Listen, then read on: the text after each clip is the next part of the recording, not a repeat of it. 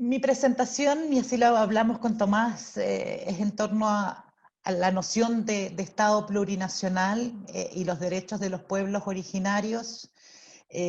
Como lo vamos a ver, y como muchos de ustedes tal vez también lo saben, la situación de derechos de pueblos indígenas en el país es bastante precaria respecto a lo que ocurre en otros países de la región y lo que ocurre también en otras realidades en el mundo, por lo que más que hacer un análisis y después en las conversaciones y en las preguntas podemos ir al detalle de lo que pasa en Chile o profundizar más bien en ello, quiero dar unas luces de lo que es este concepto de plurinacionalidad, tanto en su génesis como en aquellos países que ya han consagrado la plurinacionalidad en sus constituciones y las formas de participación que han tenido distintos procesos, sobre todo basados en los procesos en la región.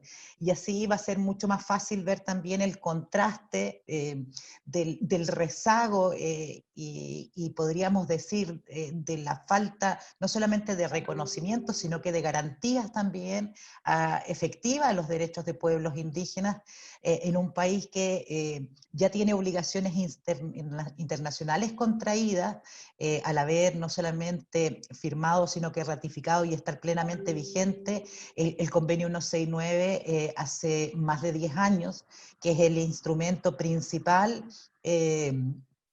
con mayores ratificaciones en el mundo hasta ahora, de los 3 instrumentos que hay centrales en torno a derechos de pueblos indígenas. En este caso el convenio 169 es un tratado internacional fijado en la Organización Internacional del Trabajo, que habla también de la noción que tiene este tratado, es decir, de concebir a los pueblos originarios en tanto trabajadores y no necesariamente con una noción o una dimensión amplia e integral en torno a sus derechos, y esos son aspectos que han venido a fortalecer otros instrumentos como son la declaración tanto de Naciones Unidas sobre pueblos indígenas como el más reciente de la OEA a nivel regional y que van estableciendo, como bien lo señalé antes, no solamente derechos, sino que obligaciones para los estados, y allí es donde nuestro estado y podríamos decir también nuestra sociedad está totalmente en deuda, porque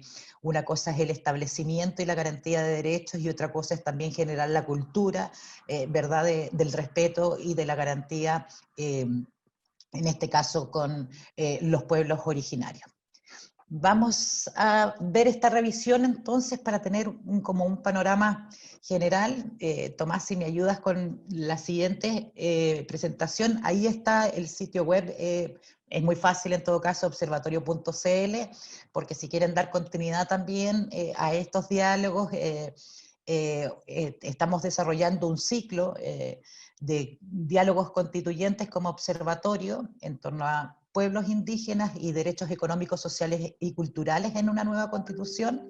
Es un ciclo que ya el día de hoy cumplimos, vamos a llevar y realizar el segundo de los conversatorios. En este caso vamos a hablar precisamente de la incorporación de derechos en la constitución para garantizar los derechos de pueblos indígenas, ¿no?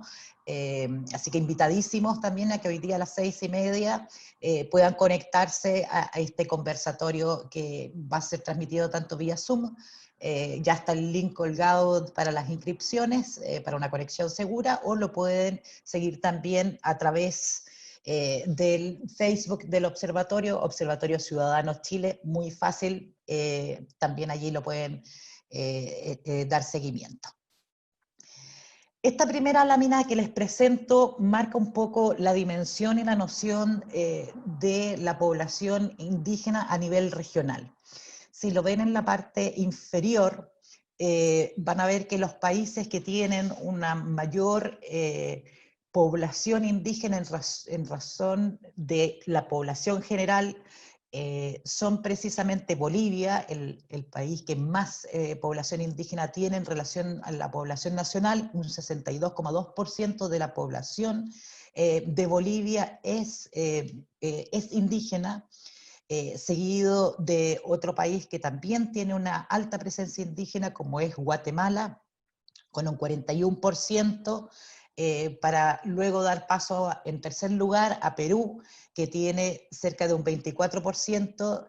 Las primeras cifras son cifras basadas en el censo, las segundas son las estimaciones que van proyectando la población a fin de poder cuadrar las cifras en el 2010 para todos los casos.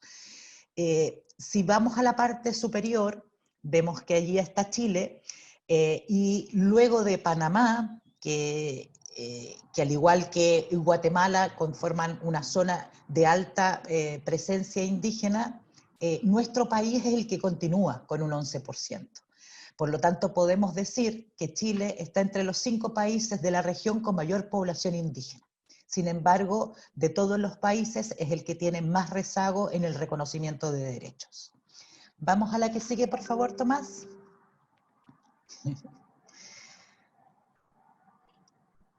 Estamos entonces frente a la necesidad de ponernos a la altura de lo que son los procesos en la región, y vamos a conversar un poco de cómo se ha venido dando esta profundización de los derechos de pueblos indígenas, y también cómo han venido, por supuesto, estimulado como son el advenimiento de derechos viene, por supuesto, de la exigibilidad que hacen las personas, en este caso de los pueblos originarios.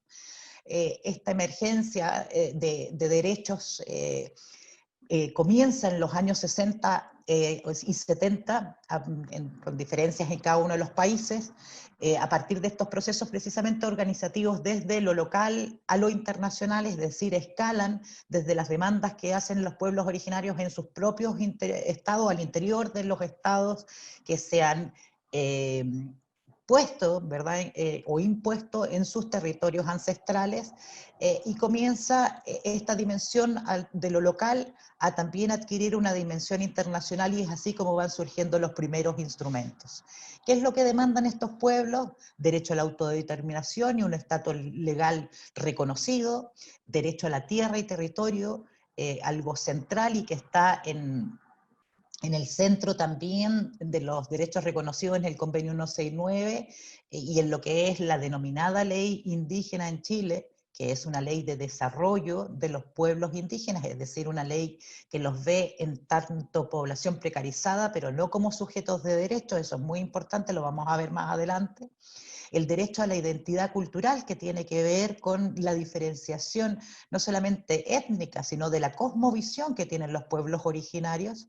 El derecho a la organización social y a la costumbre jurídica, algo que está muy lejos de ser una realidad en Chile y que tiene que ver con la administración de justicia propia, es decir, el reconocimiento que tiene un Estado dentro de un Estado, es decir, un Estado-nación ancestral en un Estado contemporáneo, para ejercer bajo determinadas situaciones, justicia de acuerdo a sus propias costumbres y no ser sujetas al ordenamiento jurídico del Estado que es posterior, ¿no? Y es así como algunas dimensiones en países en nuestra región, Ecuador solamente por mencionar algunos, y Colombia también tienen esta dimensión en que han otorgado ciertos delitos o ciertos hechos que no son juzgados por tribunales nacionales del Estado-Nación, sino que por las formas de administración de justicia que tienen los pueblos indígenas. Y finalmente uno muy importante que arranca con este siglo, que establece y que visibiliza fuertemente el relator entonces especial de pueblos indígenas de Naciones Unidas, Rodolfo Stavenhagen, en el año 2000, que es el derecho a la participación política y que nos vincula fuertemente con el proceso ad porta en el que estamos frente a un plebiscito y un proceso constituyente en Chile. ¿Cuáles son las demandas más contemporáneas? Es decir, cómo se avanza de estos derechos esenciales y basados en esta relación directa que tienen los pueblos originarios con la tierra y el territorio. Son aquellas demandas que tienen pueblos que son minoritarios en razón a la población, ¿verdad? Nacional, dentro de un territorio de un Estado-nación, y que básicamente tiene que ver con la autonomía y el autogobierno. Si ustedes se dan cuenta, En Chile, los pueblos originarios ya no solamente hablan de su derecho a la tierra o de la recuperación de sus tierras ancestrales o del derecho a la consulta, sino que hablan fuertemente ya también de autonomía y de autogobierno, porque entre otras cosas en otros países de la región estos estatus jurídicos se han alcanzado en el ordenamiento interno y en esta dimensión internacional que ha adquirido la lucha por fortalecer los derechos de pueblos indígenas es hoy día una de las reivindicaciones más importantes. También tenemos procesos de reformas al Estado con participación de pueblos originarios en forma directa en procesos constituyentes, pero también en la elaboración de normativas y leyes, e incluso en la administración del Estado. Y también lo que tiene que ver con la preservación de los pueblos indígenas y de lo que se denominan los pueblos aislados, es decir, aquellos que no tienen contacto con otras culturas, algo que pasa fuertemente en países como Colombia, donde además la guerra interna entre grupos civiles originó que pueblos indígenas que no tenían contacto por temas de sobrevivencia, además, hayan sostenido hasta este siglo esa misma situación de mantenerse aislados del resto de las culturas. ¿Vamos, Tomás, a la que sigue? En esta reforma del Estado en América Latina para poder introducir los derechos de pueblos indígenas en sus ordenamientos internos, no solamente en leyes específicas, sino que también en las propias constituciones, podemos hablar de que hay 3 ciclos, ¿no? Un primer ciclo que es de la década de los 80, donde tenemos a estas poblaciones con alta población indígena, como Guatemala, Nicaragua, o Brasil, que comienzan a hacer la incorporación de estos derechos en sus ordenamientos internos. Luego en la década de los 90 tenemos otros países que se suman, Colombia, México, Paraguay, Perú, Bolivia, Argentina, Ecuador y Venezuela, en muchos de los casos ligados a sus procesos constituyentes, donde en esa discusión general los pueblos indígenas encuentran no solamente el espacio, en algunos casos también la representación para poder establecer los derechos que esas constituciones tienen. Y luego un tercer ciclo que podríamos decir que es el de la materialización, es decir, donde en esos procesos las constituciones comienzan a adquirir ya con un estatus jurídico reconocido, el carácter plurinacional de un Estado, incluso entregar ya no solamente reconocimientos de derechos a pueblos originarios sobre la tierra, sino que derechos a la naturaleza misma y a los territorios. Vamos con la que sigue. ¿Qué encontramos en este primer ciclo? Como para tener una noción, ¿no? En este primer ciclo, año 85, 88, imaginemos la relación con nuestro país. Nosotros estábamos en dictadura y ya en otros países de la región comenzaba a ver un avance sostenido en torno a los derechos de pueblos indígenas. En Guatemala se reconoce esta diversidad de grupos étnicos indígenas, también este derecho de las personas a sostener su identidad cultural. Allí hablamos ya de un respeto al otro y no a la diferencia cultural, sino a la diversidad cultural, que es muy importante también cuando veamos multiculturalidad e interculturalidad, lo voy a volver a retomar. Las lenguas y el idioma, una de las grandes pérdidas, no solamente a nivel de reconocimiento de derechos, sino una de las grandes pérdidas culturales es precisamente la pérdida de las lenguas. Es algo preocupante cómo se van perdiendo las lenguas indígenas, por lo tanto hay una preocupación también central en el hecho de no solamente de revalorarlas, sino que de fomentar su perpetuidad en el tiempo. La ley indígena en Chile, por ejemplo, establece, y algo que no se cumple a cabalidad, si bien hay educación intercultural en algunas escuelas, se supone que en todas las poblaciones, o sea, en todas las regiones donde hay alta población indígena debería haber educación intercultural, y esta debería también tener una dimensión de educación en lenguas originarias. Sin embargo, no tenemos una política pública al respecto. Los docentes interculturales que están en esos establecimientos no cuentan con materiales que se provean del Estado, menos aún construidos estos documentos con la participación de pueblos originarios.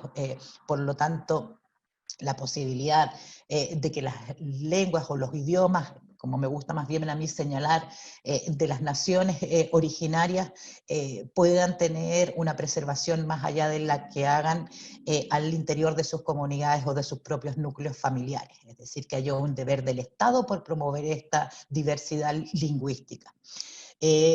También lo que es el reconocimiento, como vemos, de las tierras y el establecimiento además de mecanismos, no solamente para que sean restituidas y tituladas a nombre de las comunidades, sino que también se propenda a la ampliación de los territorios asignados a pueblos indígenas. Parecido también en el caso de Brasil, el reconocimiento de las costumbres, tradiciones, también de su capacidad jurídica, de lo que se denomina el derecho originario, es decir, el derecho que está incluso antes de esos estados-naciones, sobre los que se instalan sobre las naciones originarias. Por lo tanto, hay un derecho que es previo, es preliminar, no solamente ancestral, sino que es previo al derecho que establece este Estado que irrumpe, ¿verdad?, en el territorio ancestral de pueblos originarios.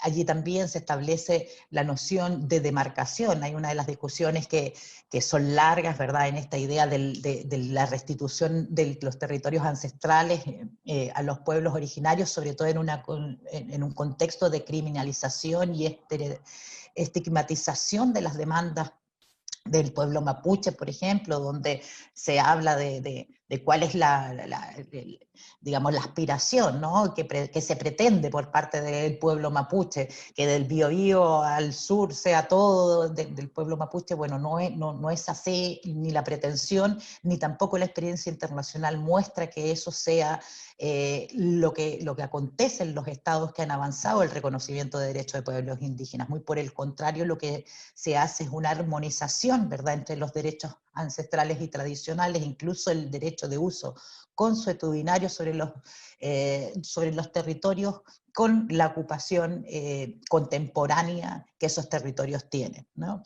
Y una cosa muy importante también, el convenio 169 reconoce el derecho a la tierra y al territorio, pero también a los recursos naturales que están en estos territorios. Y aquí es un punto muy sensible, puesto que, entre otras cosas, nuestro continente es un continente que basa sus modelos de desarrollo, ¿verdad?, en la extracción de recursos, y gran parte de estos recursos se encuentran en territorios de ocupación tradicional, en territorios de ocupación legal. Pensemos lo que ocurrió recién con el proyecto Pascualama, ¿verdad?, de Barrick Gold, que fue finalmente suspendido luego de más de 20 años de lucha, y que se ubica en territorio no solamente de uso tradicional, sino que también de propiedad legal de la comunidad diaguita de los huascualtinos. Entonces aquí hay una doble afectación, ¿verdad? Porque está una afectación a los tratados internacionales, pero también al ordenamiento interno, porque hay un reconocimiento por el Estado chileno de la propiedad legal que la comunidad tiene sobre ese territorio. Es más, como parte de las reivindicaciones que esa comunidad hace en su lucha contra Barrick, ha pagado durante todos estos años los tributos, ¿no?, las contribuciones por todo su territorio ancestral, incluido el donde está ubicado la propuesta del proyecto de la minera Barrick, como una forma de reivindicar que eso corresponde a sus territorios. Y son pagos trimestrales que ascienden a casi 4 o 5 millones que esta comunidad durante todos estos años ha venido pagando como una forma de lucha también por su territorio. Nicaragua también en el año 87, imaginemos estamos hablando de más de 30 años atrás, donde ya esto comienza a ser una realidad en nuestra región y nosotros estamos muy, muy, muy lejos de estar a esa altura. Vamos a la que sigue. En el segundo ciclo ya vemos esta irrupción más masiva, este primer impulso que dan estos países con alta población indígena y con una voluntad, también hay que decirlo, política de avanzar en este reconocimiento.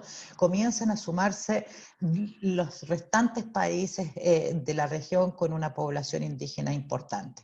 Ahí vemos el proceso en Colombia en el año 91, coincidente con su proceso constituyente. En México, 2 procesos de profundización de derechos de pueblos indígenas: Guatemala, Paraguay, Perú, Argentina, Bolivia, Ecuador, Venezuela. Vemos también cómo ellos incorporan estos derechos no solamente individuales de cada persona indígena, sino que también los derechos colectivos que los pueblos indígenas tienen, ¿no? Generalmente los derechos humanos son de un ejercicio individual. Sin embargo, los pueblos originarios, precisamente por su noción colectiva de organizarse socialmente, tienen también derechos que tienen esa dimensión, ¿no? Que pueden ser exigibles también por el conjunto de la comunidad, ¿no?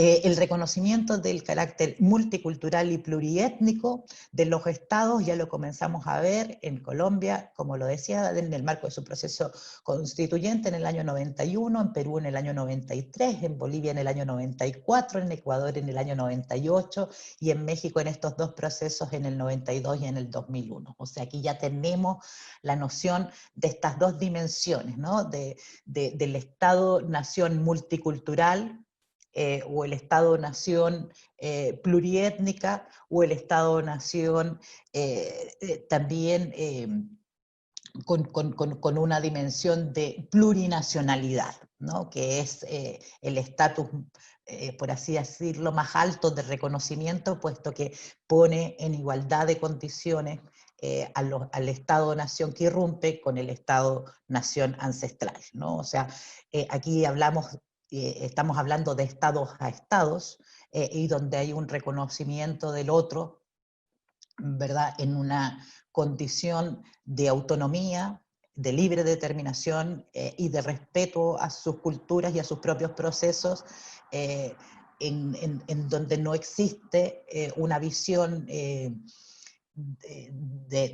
como ocurre en Chile, ¿verdad? De entender o de ver a los pueblos originarios como sujetos de necesidad de ser aportados o apoyados en su desarrollo, sino que como un grupo de la población que tiene derecho a generar su propio sistema y prioridades en materia de desarrollo, ¿no? Su propio desarrollo en definitiva, y eso también es un derecho que está reconocido en el Convenio 169, es decir, todos derechos a los que debería no solamente avanzar Chile, sino que en los que está pendiente. Y esta última noción, que ya yo creo que muchos han oído hablar de los derechos de la naturaleza, ¿verdad? Que comienza a generarse esta discusión, algunos los reconocen ya como estatus legal, pero donde en el cono sur, digamos, y eso es algo bastante particular, ahí tiene mucho que ver la dimensión andina, ¿verdad? No solamente con el buen vivir, sino que también con esta noción de trasladar y traspasar derechos también a la tierra misma, ¿no? Y aquí es donde empieza a surgir en Argentina, en Bolivia, en Colombia, Ecuador, México, Paraguay y Venezuela esta discusión en torno a los derechos de la naturaleza. Allí hay una tensión que después lo podemos ver en las preguntas porque suena muy bien, pero también, y hay varios pueblos indígenas que son muy partidarios de estos y hay otros que resisten porque dicen trasladarle derechos a la naturaleza de alguna manera les rebaja para nosotros como sujetos de derechos, ¿no? Entonces, esto es un proceso en discusión y va a ser una discusión muy interesante también cuando estemos en el proceso constituyente propiamente tal y en el establecimiento del decálogo de derechos, ¿sí? Esta noción de los derechos de la naturaleza puede ser también una discusión importante en la convención constitucional. Esperamos que así sea, porque reconocer derechos a la naturaleza, de alguna manera,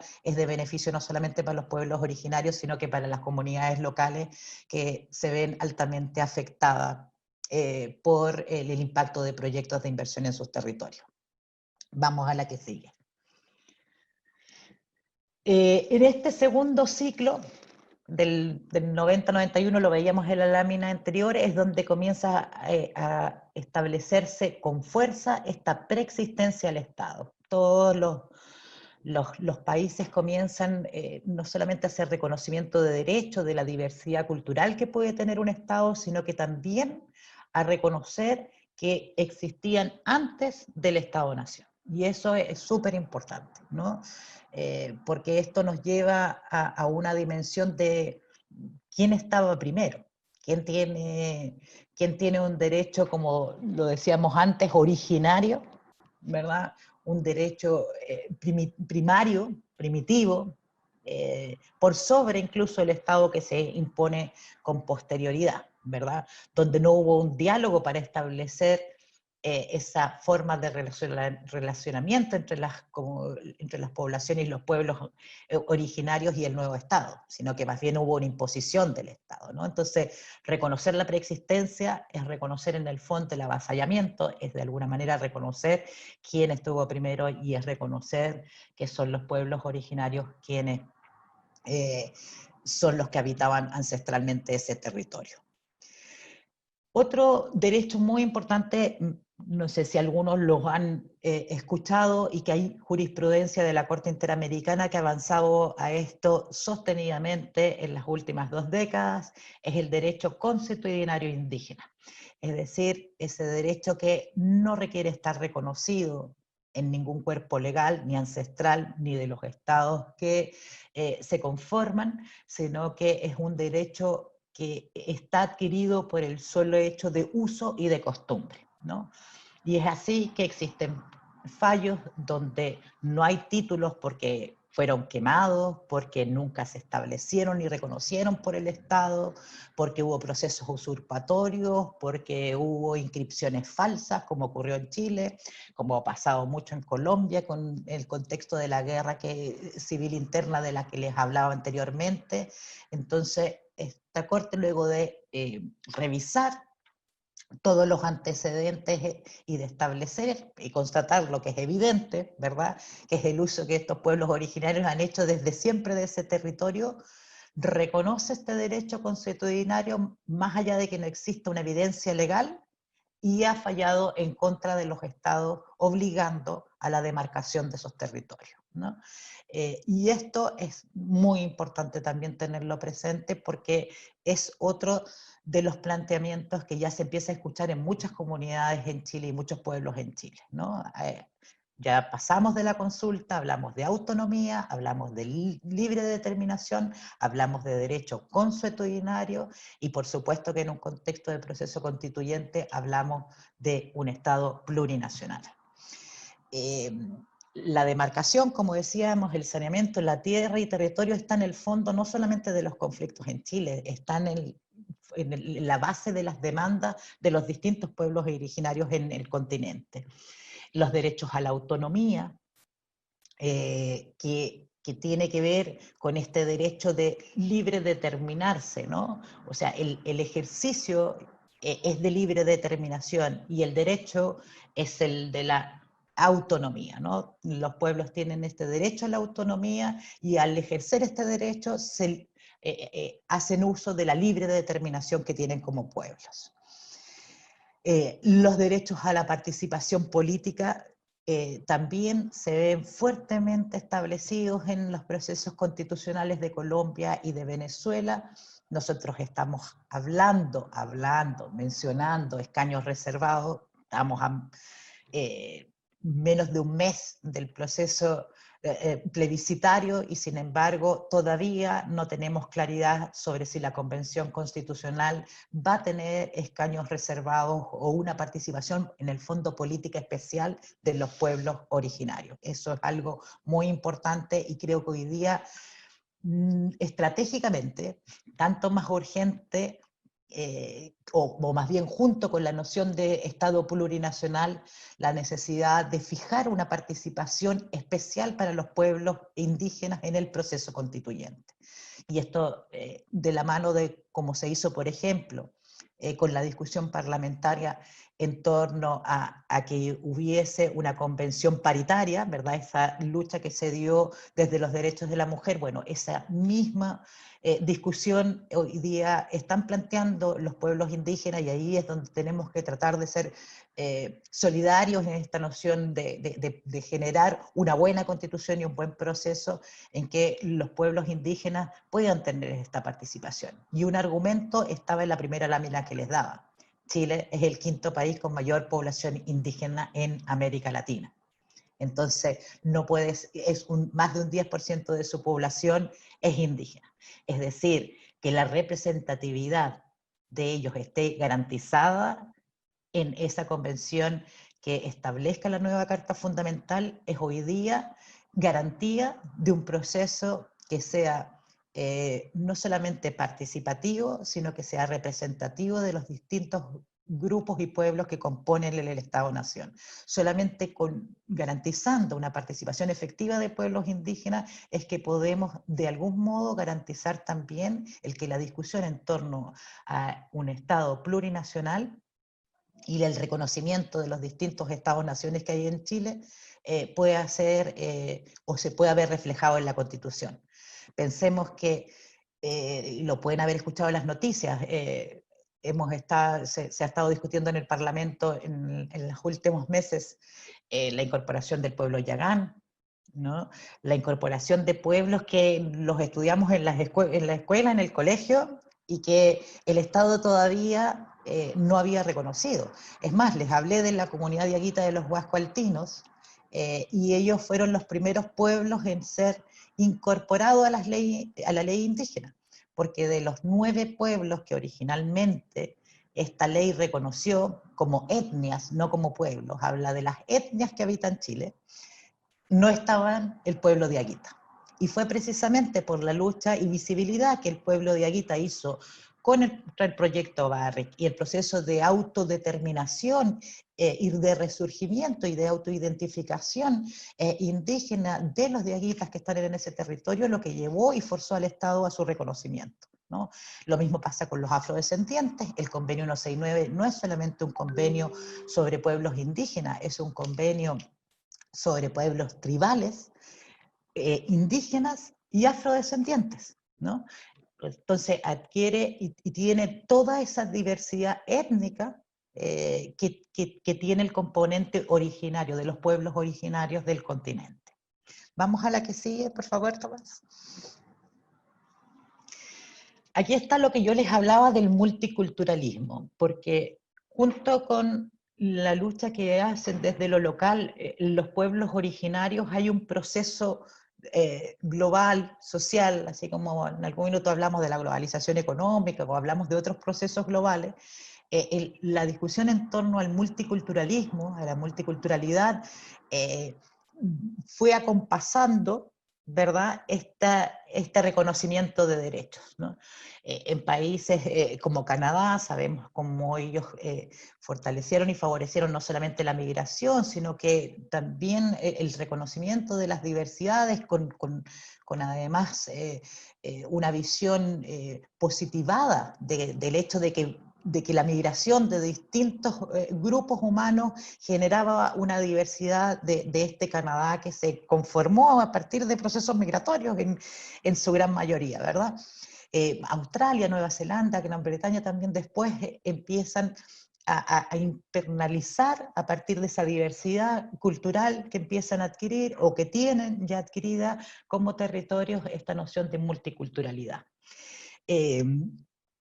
Los derechos, además que como grupos o como colectivos, estas poblaciones diferenciadas culturalmente empiezan a exigir en estos estados, empieza a fortalecer esta noción de derechos individuales también, ¿verdad?, vinculados al ámbito de las cosmovisiones o de las diversidades culturales que estos grupos humanos tienen.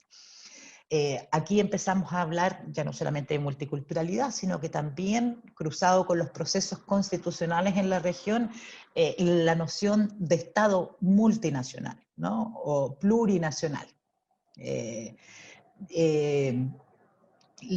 O pluriétnico, perdón, Estado multinacional o poliétnico o pluriétnico.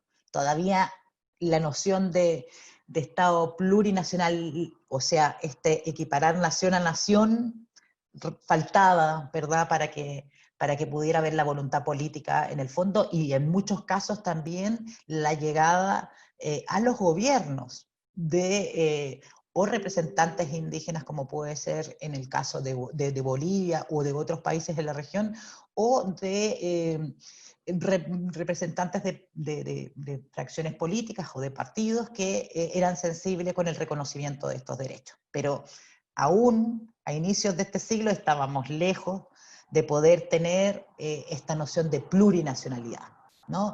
El mismo temor y ese mismo uso que hay de decir se pone en cuestión o se pone en entredicho las bases de la institucionalidad, porque ahí está la definición, ¿no? En el primer capítulo de la Constitución, las bases de la institucionalidad, los primeros artículos definen ¿qué es el Estado chileno, ¿no? En el caso nuestro se señala en la Constitución de la dictadura que es un Estado único e indivisible.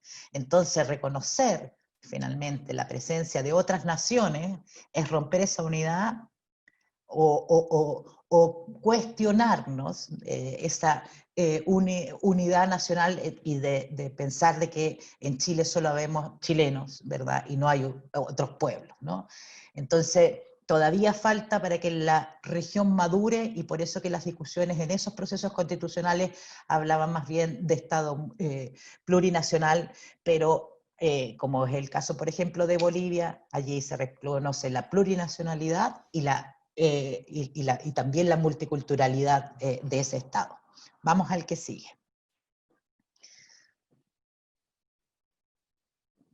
Tomás, está ahí.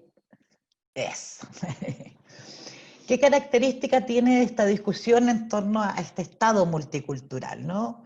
Una primera cosa es precisamente este repudio a esta idea, noción de que el Estado es único, ¿no? Lo que seguimos sosteniendo nosotros, que es la posesión de un solo grupo, ¿no? El Estado es diverso porque somos un continente diverso, étnicamente, culturalmente y también como naciones. O sea, pensemos que los pueblos originarios tienen lengua, formas de autogobierno, formas jurídicas propias, es decir, tienen todos los componentes para ser un Estado-nación y con muchos años más que los estados contemporáneos para poder tener esa noción de Estado. ¿Qué otra cosa?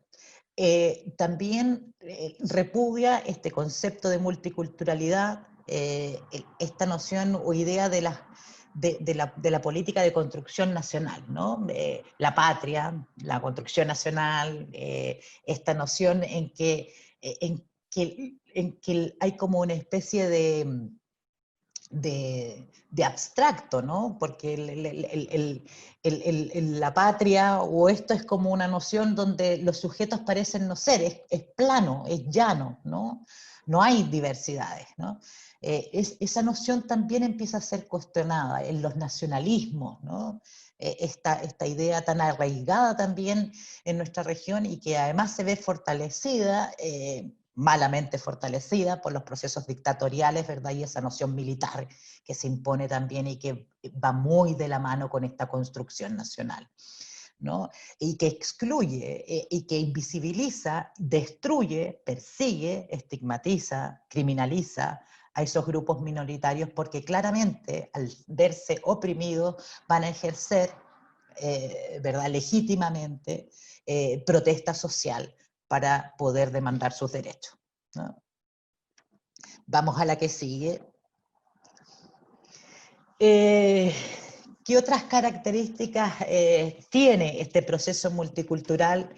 yo no sé si ustedes los han visto en algunos estados, y tiene que ver con este reconocimiento de la injusticia histórica, ¿no? No solamente un reconocimiento de la preexistencia, sino que también de los crímenes.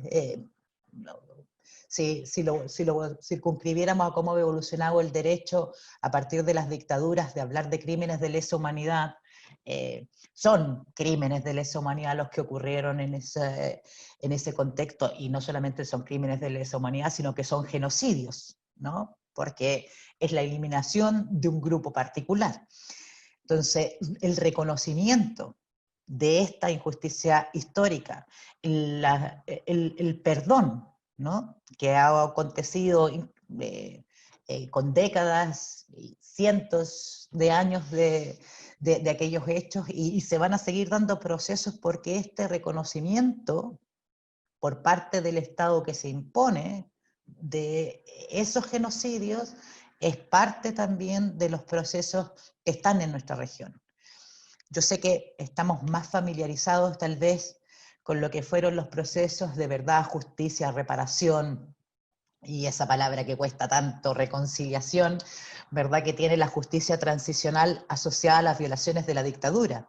Pero también nuestro país hizo un proceso similar en esta línea al generar la Comisión de Verdad Histórica y Nuevo Trato, que siguiendo las mismas características que el informe Reti, que esa comisión de verdad, ¿verdad?, hizo una composición diversa de personas que trataron de llegar a un consenso, y arribaron a un consenso de lo que había ocurrido, en el caso de uno, con las violaciones de la dictadura y con el proceso durante la Unidad Popular y durante la dictadura misma. Lo hicieron igual con lo que ocurrió con el Estado chileno y los pueblos originarios. Y allí hay una serie de recomendaciones, esto fue en el gobierno de Lagos, fueron entregadas al Estado, en el fondo al gobierno en ese momento, pero al Estado, una serie de recomendaciones que nunca han sido aplicadas. Es decir, el Estado chileno desde ese momento tenía una hoja de ruta, por así decirla, para avanzar en este reconocimiento de la injusticia histórica, a la no solamente restitución territorial, que lo hace la ley indígena antes incluso de esta Comisión de Verdad Histórica y Nuevo Trato, y donde, entre otras cosas, ese informe propone entre las recomendaciones para resolver el conflicto histórico de tierras y territorios con los pueblos originarios, la posibilidad del uso de la expropiación como bien público, es decir, a fin de evitar morigerar el conflicto que hay entre el Estado, generado por el Estado, ¿verdad?, y los pueblos originarios por la tierra y el territorio, poder ocupar el mecanismo de expropiación, el mismo que se ocupa para expropiar una casa para una autopista urbana, ¿verdad?, para propender al bien público, a la paz social. Bueno, ese mismo mecanismo que tiene incluso la Constitución de la dictadura es el que se propuso para que fuera utilizado para restituir a los pueblos originarios sus tierras y territorios, ¿no? ¿Qué es lo que pasa? Que vivimos una dictadura extensa donde la palabra expropiación parece ser prohibida, como otras, pueblos y otros, ¿no? Entonces parece ser una noción casi desestabilizante. Nos han convencido de eso, que hablar de plurinacionalidad es desestabilizante, que hablar de expropiación es desestabilizante, cuando son mecanismos que están dentro del ordenamiento. Uno no está yendo más allá, muy por el contrario, está utilizando las herramientas que existen para restablecer el derecho, ¿no? Y eso también es súper importante de tenerlo presente.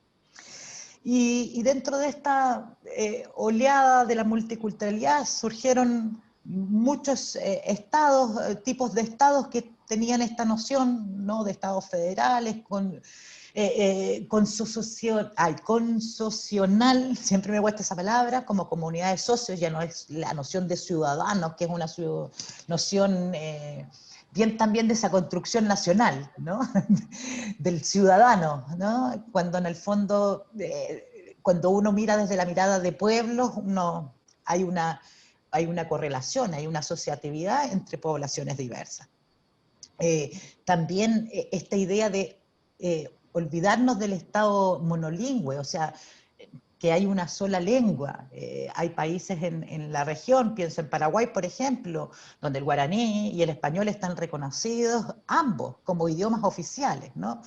Algo que podría, por ejemplo, darse en la discusión en torno a la nueva constitución, que tengamos o pensemos en que el mapuzungún, el aymara, el rapanui puedan ser reconocidos como lenguas también oficiales dentro del Estado-nación, ojalá fuera plurinacional chileno. También está, bueno, esta noción de Estado-nación es la que empieza a entrar en crisis, primero con la multiculturalidad y ya vamos a ver que con la interculturalidad más aún. Vamos, Tomás, con la que sigue.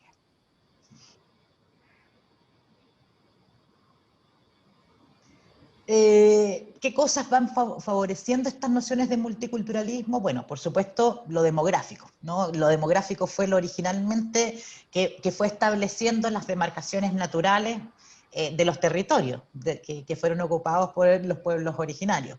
Luego los estados pasaron fronteras por ellos y es por eso que tenemos el problema con un pueblo mapuche, por ejemplo, dividido por una frontera entre Chile, lo que hoy día es Chile y lo que es Argentina, o lo que pasa en el mundo andino, donde tenemos un Perú, un Bolivia, un Chile, donde el pueblo aymara está literalmente atravesado y cruzado por estos estados-naciones, ¿no? Generando diferencias de trato para un mismo pueblo, ¿no? Dependiendo de si eres connacional de uno u otro país. También están estas nociones, este consenso del liberal democrático, pongo acá, pero que tiene que ver con esta noción del fortalecimiento de los derechos de no discriminación, que tienen que ver con una visión renovada de las sociedades y que tiene que ver también con una noción de fronteras, pero ya no solamente de una noción de seguridad, sino que una noción de geopolítica. Pensemos que nosotros en los 60 y 70, cuando estas discusiones están fuertes, materializándose en otras regiones, son discusiones que también están en los gobiernos progresistas que se dieron en esos tiempos en nuestra región. Entonces también había esta construcción de la integración regional, ¿no? La integración latinoamericana, esa noción desde lo político, no desde lo económico, que lamentablemente es lo que hoy día marca, con, entre otras cosas, los tratados de libre comercio, ¿no? Una noción equívoca y que no solamente precariza, sino que profundiza las desigualdades. Aquí tenemos una visión de multiculturalidad que dice hay también una geopolítica, una geografía que nos es común, y ahí es donde está anidada esta noción de lo latinoamericano. Vamos a la que sigue, Tomás, please. ¿Qué otras cosas diferencian o están en estos estados multiculturales? Bueno, los derechos a autogobierno se refuerzan, estamos hablando ya no en la región, estamos hablando de cómo parte esto haciéndose forma en el ejemplo de Canadá, es muy importante, tiene muchas cosas que podemos criticar también, de las reducciones y de la forma en que se ha terminado estableciendo, pero el principio que genera la respuesta es muy interesante, ¿no? Esta idea de decir, no puedo yo imponerles una forma, y está ahí el derecho de libre determinación en el fondo por detrás fuertemente, y ahí es donde se construye esta noción de autogobierno, ¿verdad? Los derechos poliétnico también, eso es muy importante. Nosotros somos uno de los países no solamente con alta población indígena, sino que también con alta migración, y el componente migratorio tiene un alto componente indígena, entonces nosotros seguimos creciendo en población indígena. Muy contrario a reducirnos, nosotros vamos a ver cómo cada vez más vamos a ir incrementando en nuestra población indígena. Y allí es importante tener esa noción, ¿no? O sea, hoy día, lo vieron ayer en los hashtags, que era la inmigración ilegal, que sabemos que el derecho a la movilidad humana es un derecho humano, por lo tanto es deber de los estados la regularización, O sea, todas aquellas autoridades, medios de comunicación que hablan de inmigración ilegal, lo que están haciendo es contravenir derechos humanos y en el caso de las autoridades de Estado es vulnerar y violar tratados y obligaciones internacionales que tienen adquiridas, ¿no? Ni el discurso ayer del presidente ni ningún otro está en esa línea, ¿no? Incluso están en todo su derecho los pueblos que se sientan afectados a recurrir contra el Estado. Y ahí están, bueno, no solamente los derechos lingüísticos de los que ya me referí, sino que también una dimensión que desde los pueblos originarios podemos hablar de cosmovisiones, no está reconocido como derecho propiamente tal, pero sí en los principales tratados internacionales, el derecho a la libertad de culto o los derechos religiosos, ¿verdad? Que uno los podría hacer extensibles también a esta noción de cosmovisión. Y algo muy interesante para lo que viene en nuestro proceso, como en distintos países, aquí yo pongo el caso en la región de Estados Unidos, que tiene este BIA, ¿no? Este Buró de India, ¿no? que comenzó así, pero que es una suerte de administración de los territorios que han sido establecidos, Alaska incluido, como territorios habitados originariamente por pueblos originarios, y allí hay una, podríamos decirlo, coadministración entre el Estado norteamericano y los Estados-naciones que habitaban ese territorio, ¿no? Y en el caso de otros continentes también tenemos estos escaños reservados en el Parlamento, y no estamos hablando solamente de la Convención Constitucional, sino que hablamos del Parlamento en general, donde hay escaños reservados, como es el caso de Nueva Zelanda, de Colombia, de Venezuela, para pueblos originarios, ¿no? Entonces, hacia allá es donde tendríamos que empezar a mirar o pensar, ¿no? Siempre con este argumento de que Chile es el país número 5 en población indígena en la región latinoamericana, o sea, indesconocible. Vamos, Tomás, a la que sigue.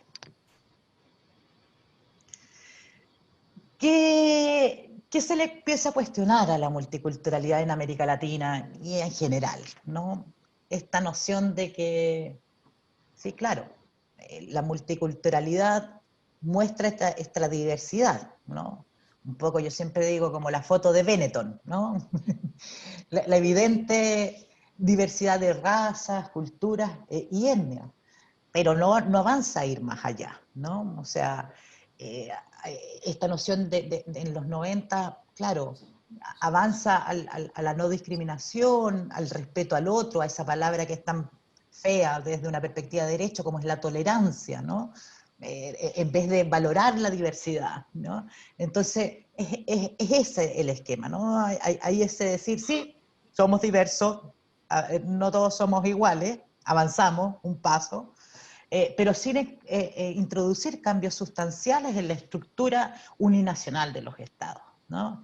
Lo monocultural, lo hegemónico, incluso podríamos agregar en tiempos más contemporáneos lo patriarcal también de esas visiones, ¿no? Entonces tenemos este concepto de multiculturalidad que es un barniz, pero es un barniz que no es el que origina necesariamente los cambios profundos en nuestra región y en nuestros continentes. También esta noción de que el multiculturalismo es manejado, es decir, obedece a la academia, a pensadores, pero no tiene una materialidad, no tiene una forma de evidenciarla, ¿no? Y que no genera derechos tampoco, ¿no? Es como, somos multiculturales. Y ahí es donde surge esta necesidad de un multiculturalismo que vaya más allá de eso, ¿no? De un multiculturalismo controlado, sino a un multiculturalismo transformativo, es decir, que el reconocimiento de esa diversidad nos lleve a pensarnos como sociedades distintas, ¿no? A la transformación de esa noción de Estado, de esa noción de construcción nacional, un nacionalismo, de esa incluso visión neoliberal, uno puede decir también de las economías, porque tiene que ver con las formas de desarrollo, ¿no? Y por último, una cosa muy importante, que es ya de las últimas, de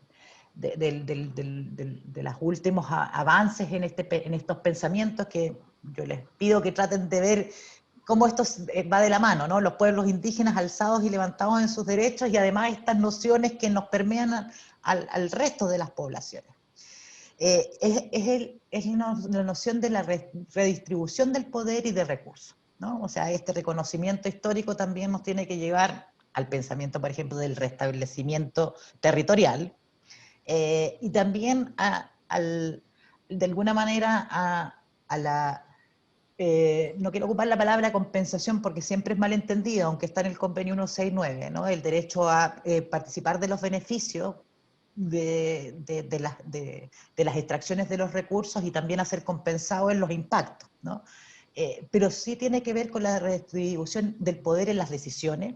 Ahí está el derecho a la consulta, eh, algo que no solamente los pueblos indígenas, sino que también las poblaciones en general no tenemos garantizada en un proceso participativo precario en la evaluación ambiental. Entonces tenemos allí claramente una asimetría de poder. O sea, Chile es precisamente el ejemplo contrario a lo que esta noción del respeto al otro y al derecho que tiene el otro a generar sus propias formas de desarrollo y sus propias formas de libre determinarse, ¿verdad? Aquí lo que tenemos es una simetría marcadísima de poder, donde no existen herramientas, menos aún vinculantes, que permitan un ejercicio apropiado, no solamente el derecho a la participación, sino que el derecho, y eso es muy importante porque ese es el derecho humano internacional, a incidir en los asuntos de interés general. Cuando ustedes escuchan hablar de derecho a participación, el derecho humano, que está en la Declaración Universal y que está también en la Convención Americana, es a poder decidir en torno a los asuntos de interés general. Allí están los plebiscitos, allí están las democracias directas, allí están todos los otros mecanismos que emanan de ese principio. Y nosotros no tenemos absolutamente nada de eso. De hecho, sabemos que la dictadura sacó en la Constitución del 80 el plebiscito. Y los procesos plebiscitarios, como el que vamos a tener el 25 de octubre, como el que tuvimos en el 88, y bueno, y qué decir del 80, son mecanismos que se han logrado establecer mediante el Estado presidencialista que tenemos y mediante disposiciones de decretos específicos, o en este caso un acuerdo, este gran acuerdo, entre comillas, por la paz que se genera con el Parlamento. Pero no hay una posibilidad de incidir en las decisiones. Vamos, Tomás, al otro, y bueno, y menos aún por la administración de los recursos. Entonces, esta multiculturalidad empieza a ser superada por el principio de la interculturalidad, donde decimos ya, bueno, sí, somos descriptivamente diversos, pero ¿qué pasa con eso? ¿Cómo dialogan estas diversidades? ¿No? ¿Cómo se construyen esas relaciones de poder? ¿Cómo se restablecen afectaciones que puedan haber? ¿Cómo se evita el racismo? ¿Cómo se evita la discriminación? ¿No? ¿Cómo se fortalecen y favorecen esas diversidades? Es decir, la conversación no es por grupos separados, sino que se dice, bueno, esta multiculturalidad no tiene sentido si no es con un diálogo entre esas diversidades culturales, ¿no? Y ahí es donde empieza a irrumpir la interculturalidad a todo nivel, en lo local, en lo regional, en lo nacional, en lo internacional, y superamos el paradigma de la multiculturalidad para pasar al paradigma de la interculturalidad. Y hoy día es de eso lo que se habla, ¿no? La interculturalidad, además, permite una superación de esta noción de Estado-nación mucho más, porque el diálogo entre culturas permite también la articulación, permite la organización, permite de alguna manera la reunión de fuerzas, ¿no? Que no permite un tratamiento individual. Otra cosa importante es, como lo decía antes, que esto no se trata simplemente de reconocer o de tolerar al otro o de incorporar a lo diferente en la matriz, ¿no? Sino que es de superar las asimetrías y cómo yo empiezo a equiparar poder en las decisiones, en la participación, en el ejercicio de derechos, en la integralidad. Entonces la interculturalidad es un proceso en construcción, en desafío, y que es el paradigma con el que nosotros deberíamos abordar filosófico, político, social, intelectual, si uno quisiera también este proceso. O sea, un proceso acompañado de una visión de derechos, pero también de un sustento que permite apelar a otras dimensiones, ¿no? Eh, eh, Otras formas de entender la sociedad, digamos, cuando estamos a puertas de generar, no una nueva constitución, estamos a puertas de generar un nuevo Estado, estamos a puertas de generar una nueva noción de Estado, estamos a puertas de generar también un nuevo pacto social, como se le denomina. Yo sé que es una palabra que suena media insulsa y que en un país tan precarizado como esto, en nociones democráticas, es como que, ¿de qué me estás hablando, no? Pero bueno, eso es una constitución, un nuevo pacto social, ¿no? Y precisamente lo que la Revolución Francesa y ese proceso nos evidencia, y en la Declaración del Hombre dice, o sea, toda nueva generación tiene derecho a regularse por sus propias normas, ¿no? Entonces, esto de que las constituciones son inamovibles, oye, la cambiamos hace 10 años, ¿cómo la vamos a cambiar de nuevo? Obvio que se puede, las realidades son dinámicas, y cada vez más dinámicas. Vimos el ejemplo de México, Colombia también está discutiendo fuertemente también en torno a nuevos procesos, o sea, la Constitución es una gran carta magna, pero no es inamovible, no es infranqueable, no es inmodificable. Al contrario, sería muy sano que nosotros pensáramos en cambios profundos a la Constitución periódicamente. Y cuando hablamos de periódicamente, no sé, hablamos de efectivamente cada 2 décadas, en el marco de 2 décadas, podríamos hacer ajustes importantes, ¿no? en esas constituciones. Vamos a la que sigue. Aquí voy a ir más rapidito porque además yo sé que tienen hambre, que estuvieron... Y además yo estas se las voy a dejar, ¿ya? Pero esto es barniz para que veamos. Dale, Tomasito. Pero estos conceptos yo quería que estuvieran, bueno, esto ya lo... Aquí está Elisa Loncón, que lo dice tan bonitamente, ¿no? Esta posición de desigualdad en donde las culturas se imponen sobre otras, estas asimetrías que son sociales, políticas, económicas y valóricas, ¿no? Ahí está la cosmovisión. Y que la interculturalidad finalmente implica no solamente un acto de reconocimiento y de valoración del otro en términos de igualdad, sino que también implica la necesidad de un diálogo con el otro, ¿no? Y implica también una opción, y ahí la voluntad, una opción política, ¿verdad?, para superar estas asimetrías. Vamos a la que sigue. Estos son 2 ejemplos que yo les invito a seguir. En el observatorio tenemos, en publicaciones del observatorio hay una publicación que habla de los procesos constituyentes en América Latina que tienen participación indígena importante.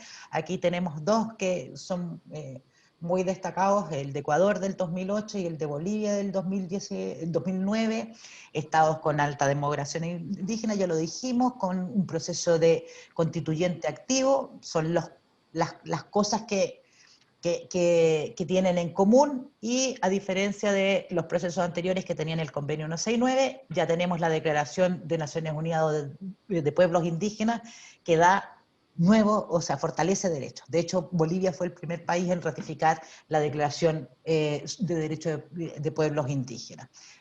Si se dan cuenta, características que tiene Chile. ¿No? Todas ellas son características que tiene Chile. Estamos ante un proceso constituyente, tenemos una alta demografía y tenemos esta declaración. Claro que en este gobierno, si se rinde Escazú, claramente no vamos a avanzar jamás a una declaración todavía de derechos de pueblos indígenas. Vamos a la que sigue. Los casos de Bolivia. Imaginen, ambas constituciones desmantelan el concepto de Estado-Nación. Eso también es un común denominador. O sea, se acabó esa noción. De hecho, fue discusión central en esos procesos, ¿no? Más allá del catálogo de derechos, que es la parte donde todos aportamos y vamos sumando derechos, ¿verdad? la discusión en torno a eso, pluriétnico, pluricultural, plurinacional, fue central en estos procesos, ¿no? En el caso de Bolivia, la plurinacionalidad quedó establecida y no solamente eso, se conforma una asamblea legislativa plurinacional, ¿no? O sea, aquí vamos también en la noción del equilibrio de poderes, ¿no? Y también de garantizar y fortalecer la representación. Una participación proporcional, además, y eso está garantizado en la Constitución de Bolivia, específicamente en el artículo 147. También se crearon órganos judiciales y un tribunal constitucional con el mismo carácter, es decir, con una participación proporcional indígena, ¿no? Artículo 178 de la misma Constitución. Solamente para que tengamos ideas, nociones de lo que es posible. No solamente es posible, es una realidad. Vamos a la que sigue. Lo que les decía, esta noción de la interculturalidad, que ya no solamente tiene que ver con la tolerancia, sino que con la valorización del otro, empieza a introducir estas nociones del buen vivir. Están en el preámbulo, en el caso de la Constitución de Ecuador, está también garantizado en la Constitución de Bolivia. Bolivia habla también de la tierra sin mal, en su artículo 8 en la Constitución, que en el fondo es la tierra saneada, es la regularización territorial en el fondo. Está también dentro de estos capítulos del buen vivir, empiezan a trasladarse estas nociones de derecho al agua, a la alimentación, al medio ambiente, es decir, aquí empieza esta noción de derechos de la naturaleza, que termina consagrado finalmente en la Constitución de Ecuador, en su artículo 71, ahí están, consagrados los derechos que tiene la naturaleza misma, no ya el individuo o el colectivo, sino que la naturaleza misma. Y pueden ser exigibles por indígenas, personas indígenas y no indígenas. Es lo que les decía yo antes del valor que tiene un reconocimiento de esa naturaleza, a la naturaleza. Vamos al que sigue, Tomás. Posesión de la propiedad ancestral de la tierra y territorio, ya ni siquiera es necesario exigirla a través de tribunales internacionales, la propia Constitución así lo establece, en el caso de Bolivia y de Ecuador, ¿no? También genera y favorece que no solamente esta restitución, sino que también el facilitar la obtención de esta regularización territorial, la adjudicación gratuita en el caso de titulaciones, es decir, hay todo un proceso de no solamente el reconocimiento histórico de la injusticia, sino que de restablecer la justicia, finalmente, ¿no? Esa es la noción distinta, ¿no? No es esperar que el pueblo reclame, sino que también desde ya generar las condiciones para que haya una restitución adecuada. Los beneficios en los recursos naturales y su uso están establecidos también a nivel constitucional en ambos países. El aprovechamiento exclusivo sobre los recursos naturales renovables también está establecido en la Constitución de Bolivia, al igual que la participación en los beneficios que yo les decía antes. O sea, el estándar internacional reflejado a nivel constitucional. Entonces, con eso los pueblos originarios tienen una doble posibilidad de exigibilidad. A nivel interno, con rango constitucional, pero también si el Estado transgrede incluso su propia constitución, a nivel internacional con los tratados internacionales a los que está obligado. El derecho a la consulta es derecho central y esencial. Es la piedra angular del convenio 169, como se suele decir con la libertad de expresión. Si no se garantiza la libertad de expresión, no se puede garantizar cualquier otro derecho porque uno no puede exigir los otros derechos. También en el caso de la consulta es la piedra angular de este tratado porque es la herramienta, no la herramienta ni el mecanismo, es el derecho base para poder ejercer los restantes derechos, ¿no? El derecho a ser consultado y no solamente a ser consultado, ¿no? Sino que a que la respuesta que dan los pueblos originarios sea considerada en la toma de la decisión. Es más, hay dimensiones que ya no solamente procede el derecho a la consulta, y también hay múltiples resoluciones a nivel internacional que así lo establecen.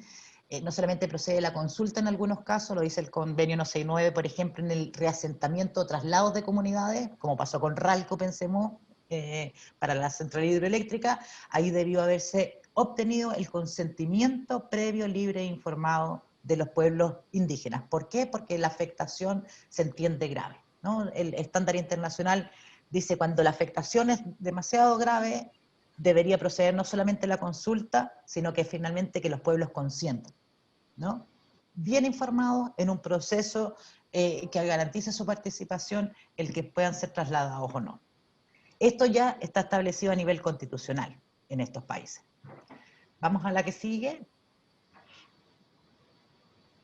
La justicia propia, como les dije, interesante, robos, hurtos, incluso en algunos países hasta el asesinato es parte, no sé si vieron la polémica que se armó también en Rapa Nui, con un caso de violación que alguien pedía la aplicación del estatuto de Rapa Nui para bajar un grado la pena. Bueno, todas esas son nociones, como entre la anexación que se ha hecho por parte del Estado chileno, se les ocurrió ir a anexar incluso una tierra polinésica que geográficamente con este continente no tiene nada. Bueno, allí el tratamiento con el pueblo Rapa Nui es muy distinto al que tienen los pueblos en el continente. De hecho, el Estado a lo que se comprometió en ese caso fue a la protección de estos pueblos que estaban precarizados en esa isla en medio del océano, ¿verdad? Y resulta que al final a lo que entregó es a la explotación de recursos, los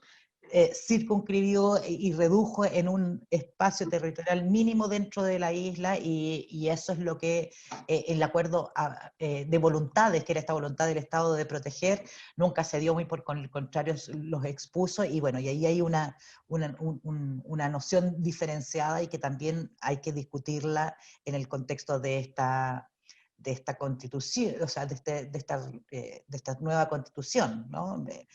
Hay un proceso autonómico que tiene, en el caso de Rapa Nui, particularidades más cercanas a lo que puede ser los procesos de pueblos como, no sé, estoy pensando en España, ¿no? Euskadi, ¿no? Más separatistas, ¿no? La voluntad va más por allí, no solamente un régimen autonómico, sino que, y yo los vi, muy interesante, unas cédulas de identidad que estaban haciendo el pueblo de Rapa Nui, entendiendo y diciendo nosotros, o sea, si no nos reconocen como Estado, nos da igual. Nosotros somos un Estado-nación distinta, una cultura absolutamente diferente, y nosotros no solamente no nos sentimos chilenos, sino que ejercemos nuestro derecho de libre determinación. Vamos a la que sigue, ya estamos ahí hacia el fin. Los sistemas políticos, jurídicos, económicos, acorde a sus cosmovisiones, eso también, como les digo, ahí después pueden revisar la Constitución, por eso marqué los artículos para que los vean. La gestión territorial, algo tan importante, y que en lo que son los movimientos locales, ya no solamente de pueblos originarios, estoy hablando de la afectación que tenemos a nivel nacional con los proyectos de inversión, esta noción de poder no solamente libre de determinarnos, sino tener un control sobre el territorio, es una dimensión súper interesante. La pandemia, entre otras cosas, ha fortalecido esto, ¿no? Porque han sido muchos los pueblos indígenas a nivel del continente que han cerrado los accesos a sus territorios, no solamente ejerciendo libre determinación, sino que control territorial, ¿no? Entonces, como lo ha venido haciendo también el pueblo de Rapa Nui, precisamente por las particularidades geográficas que le permiten hacerlo. Vamos a lo que sigue, porque eso otros lo habíamos mencionado, pero aquí solamente la Constitución en el caso de Bolivia, lo quise profundizar un poco más, genera además una ley marco luego de autonomía, ¿no?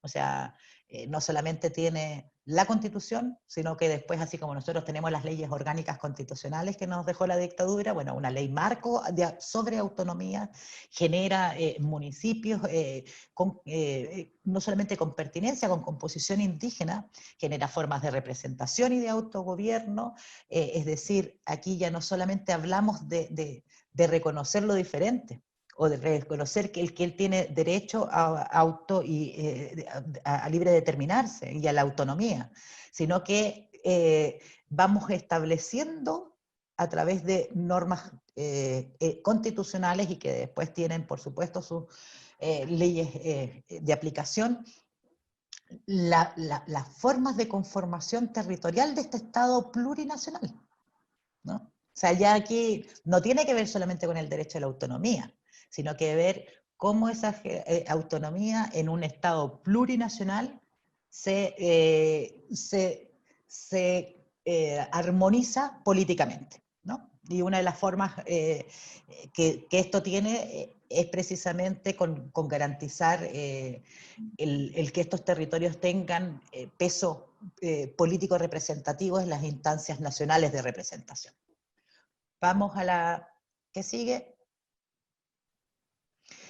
¿Qué es lo que tenemos como desafío? Bueno, el convenio 169 se examinó el año pasado, cuando justo se cumplieron 10 años de que Chile lo había ratificado. Es un convenio que con todo todavía tiene pocas ratificaciones, algunas de ellas de países europeos que claro, no les complica mucho porque la población indígena que les quedan son en algunos casos pocas, pero en América Latina ha sido muy resistido, más todavía con la globalización económica y los tratados de libre comercio que de alguna manera profundizan este modelo de desarrollo. La relatora de pueblos indígenas, sus dos últimos informes no temáticos nacionales, que tienen que hacer una vez al año, sino que específicos, refieren a la afectación que tienen los proyectos de inversión en territorios indígenas. Entonces, este convenio 169 finalmente es un mal amigo.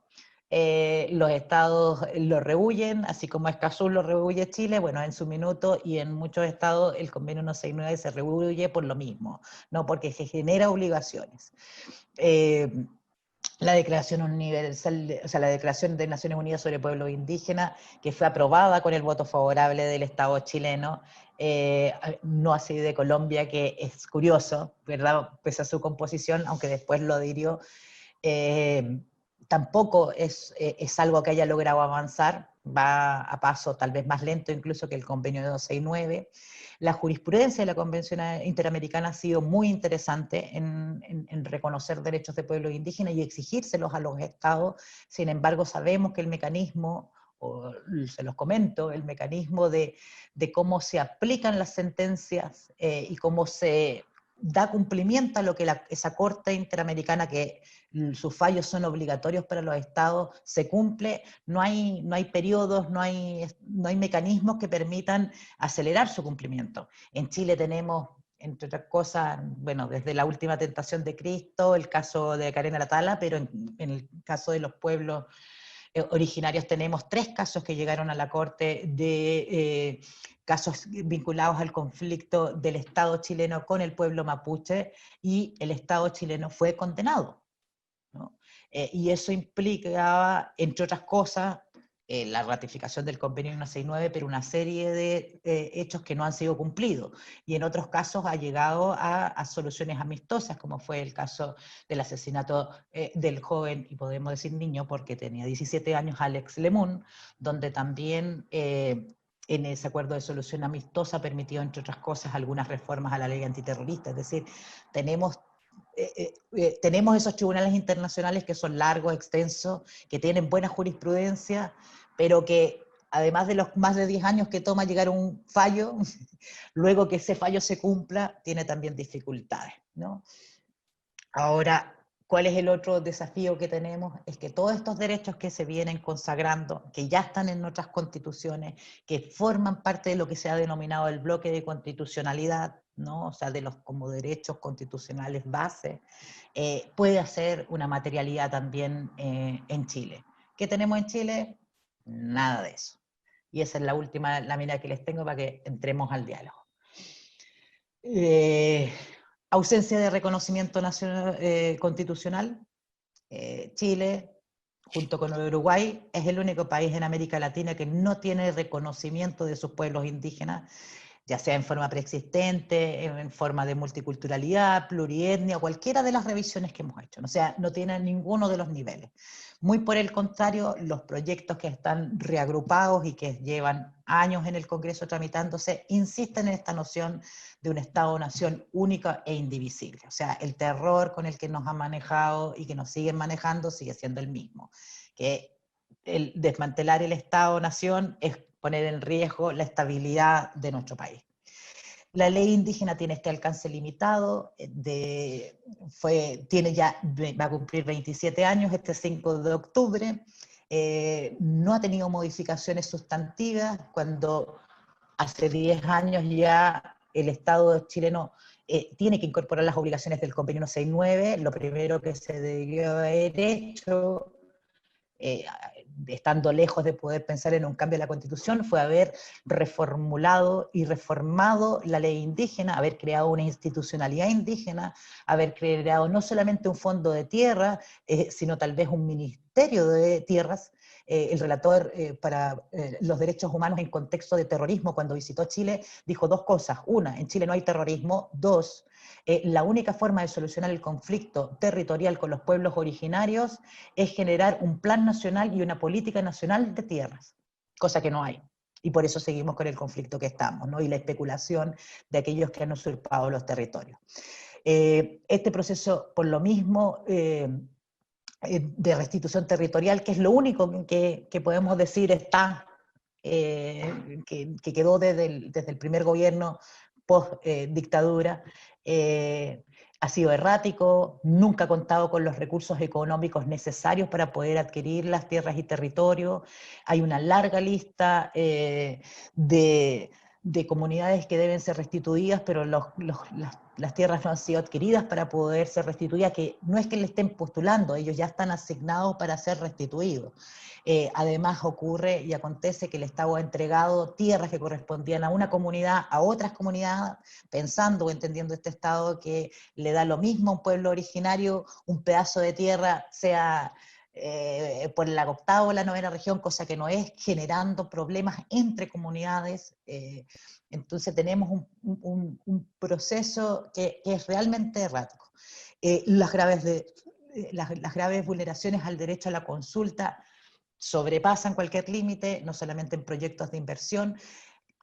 El derecho a la consulta es sobre medidas administrativas, es decir, del Ejecutivo, legislativas, es decir, del Parlamento, y judiciales que puedan afectar a los derechos de pueblos indígenas. Eso dice el convenio 169. ¿Qué es lo que vemos? Que para que vamos a hablar del Ejecutivo, el Parlamento en tramitaciones importantísimas que ha hecho y que claramente involucran a los pueblos originarios, como en la ley de biodiversidad, ¿verdad? El Ministerio de Desarrollo Social dijo que no procedía a la consulta indígena sobre biodiversidad y áreas protegidas, ¿no? Sobre la ley de cambio climático, el mismo Ministerio de Desarrollo Social dijo que no procedía a la consulta indígena porque no afectaría a los pueblos indígenas. Sobre la tramitación del TPP, Tratado de Libre Comercio, también dijo el mismo Ministerio de Desarrollo Social que no procedía a la consulta indígena. Entonces tenemos, entre comillas, garantizado un derecho, no a nivel constitucional, un derecho a través de decretos, además, inconsultos, que impuso el primer gobierno de Piñera, básicamente para destrabar los proyectos que estaban siendo objetados en tribunales, haciendo precisamente alusión a la ausencia de consulta. Entonces, ¿qué hizo Piñera? Generó sus decretos para poder viabilizar todo esto y empezó a imponer procesos de consulta en todos lados. Y lo último, y esto se los dije antes, y es lo grave dentro de muchas otras cosas que podemos hablar, las podemos hablar ahora, es que no puede ser que a menos de un mes del plebiscito todavía no haya claridad sobre la composición de escaños reservados en la convención mixta o constitucional o lo que sea. O sea, si este proceso, si llegamos al plebiscito sin una claridad respecto de eso, este proceso va a carecer de las garantías democráticas mínimas, porque finalmente no va a ser va a ser un proceso excluyente, va a ser un proceso que no va a estar a la altura de lo que son los procesos en la región de las últimas 3 décadas, donde Chile tiene, como decía el dicho, ¿verdad? No son 30 pesos, son 30 años, no es una ausencia de reconocimiento, son 30 años de abuso, de no reconocimiento de las injusticias históricas, no restitución, exclusión, asimetrías de poder, y donde finalmente somos el quinto país en la región con más población indígena y donde nuestros pueblos indígenas no tienen mecanismo alguno que permita ejercer sus derechos. Y ahí es donde se abre el gran problema que enfrentan los pueblos originarios, fuertemente el pueblo mapuche, pero créanme, va a empezar a pasar fuertemente también con los pueblos del norte, ya lo ha pasado también con el pueblo Rapa Nui, y que tiene que ver con la represión en el ejercicio de derechos.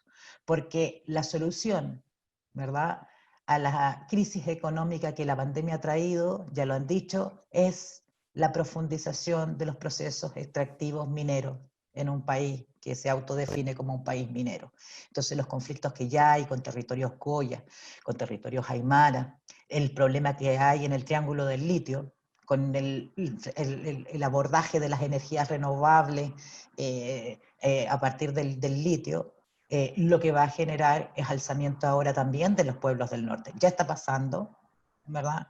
Y sin duda va a seguir aconteciendo. Entonces necesitamos con urgencia el poder incorporar esta noción de derechos, pero también esta noción de interculturalidad en la sociedad toda. O sea, yo veía ayer de forma abismante las redes sociales con esta noción de la migración ilegal. O sea, tenemos una visión de lo diverso como amenaza, la noción del enemigo interno. O sea, nosotros seguimos con una visión militarizada de la nación.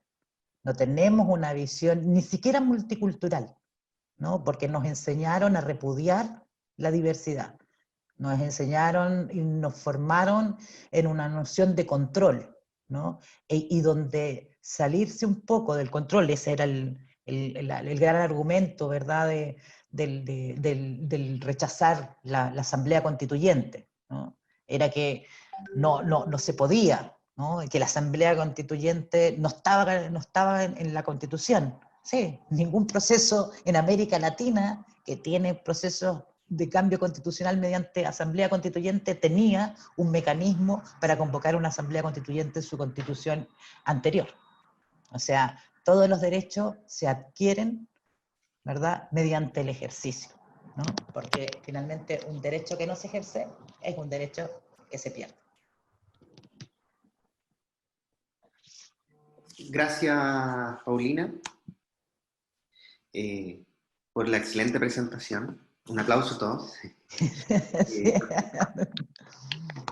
No sé, abro el micrófono, obviamente, los que quieran hacer alguna consulta. Yo, Tomás. Magali. Gracias, Paulina, por hartos datos que por lo menos yo no tenía mucha idea. Bueno, yo te cuento que hace sus buenos años atrás tuvimos la posibilidad como dirigentes gremiales de participar de una actividad en Bolivia para justamente hablar de las experiencias de ellos respecto de su estado. Y la verdad que yo ahí me sentí como un poquito mal, porque una que no tenía mucho conocimiento respecto de nuestra población originaria, y lo que sí tenía que era el discurso, digamos, yo debo reconocer que era el discurso que había, que era muy poca la nuestra. A lo mejor en ese entonces probablemente sí era poca. Hoy día cuando tú me dices que son el 11% de la población general de la región, es harto, y la verdad que siento que ahora sí es tiempo de hablar de eso.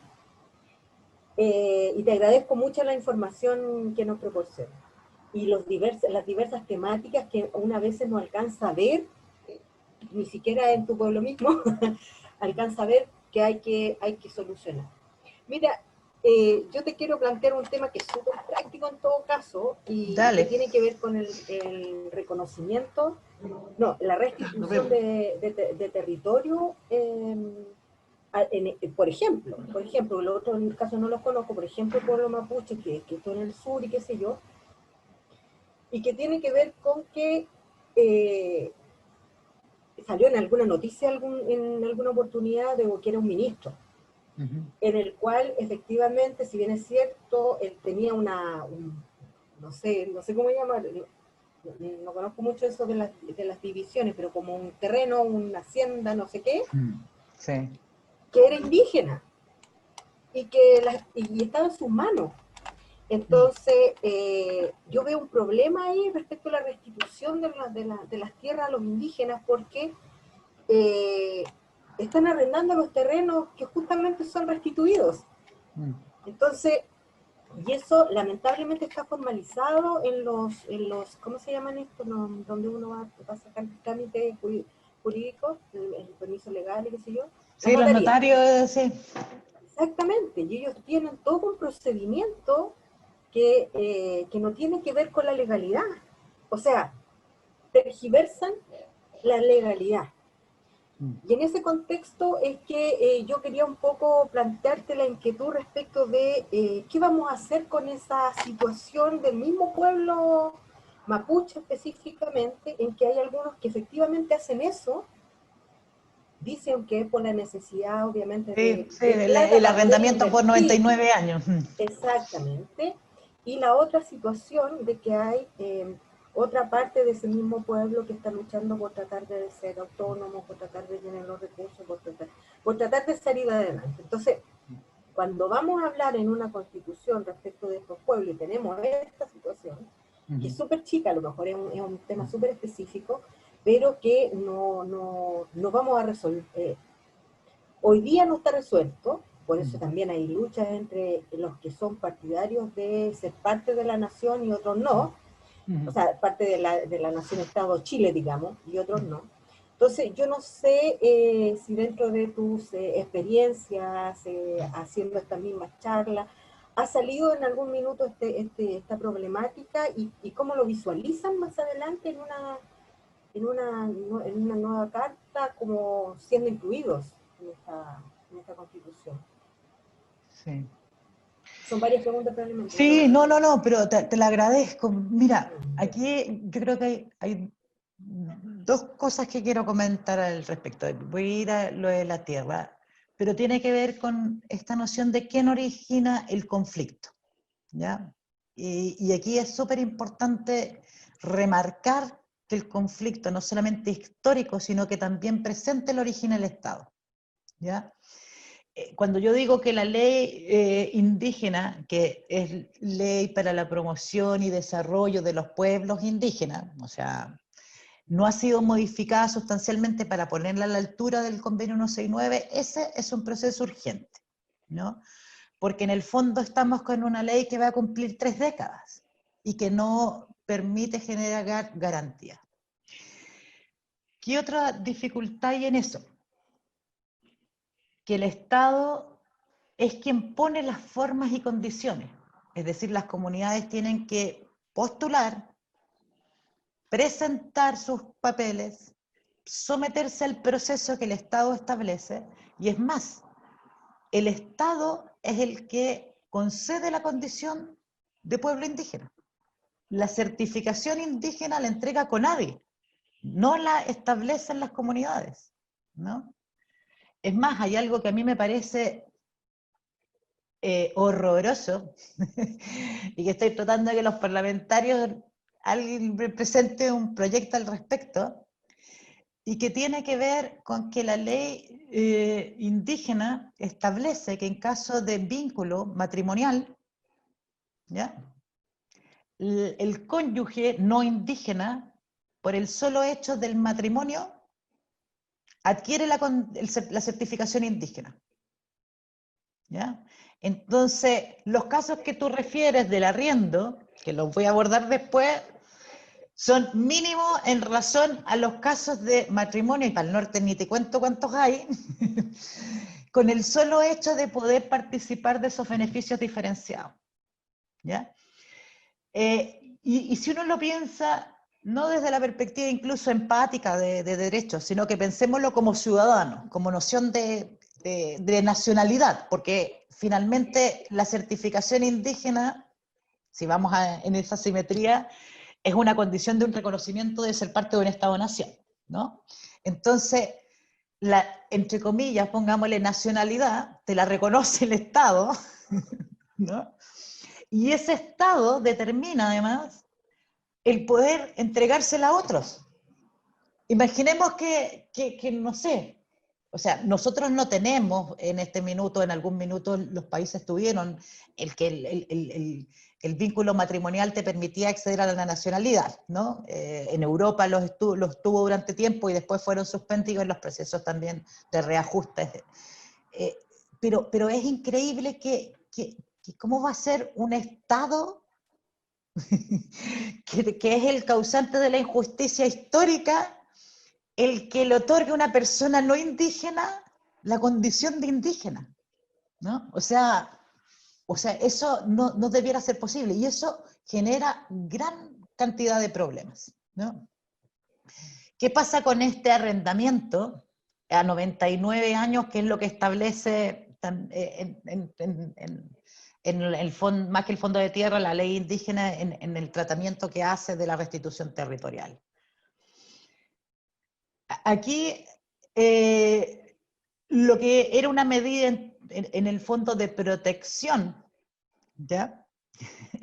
Como era, o sea, los que pasan los 100 años son pocos, ¿verdad? ¿No? Entonces era una forma de garantizar la propiedad. Ha sido utilizado, como tú dices, por personas indígenas y no indígenas, que pudieron adscribir esta condición por un vínculo matrimonial o por un proceso usurpatorio. Durante la dictadura, esas mismas notarías a las que tú señalas fueron llevados propietarios legales indígenas de tierras a arrendamientos, a ventas, a partes, personas que no sabían leer y escribir y que fueron literalmente estafados con anuencia de esos notarios. Procesos que en nuestra legislación interna ordinaria caducan, prescriben a los 10 años, ¿no?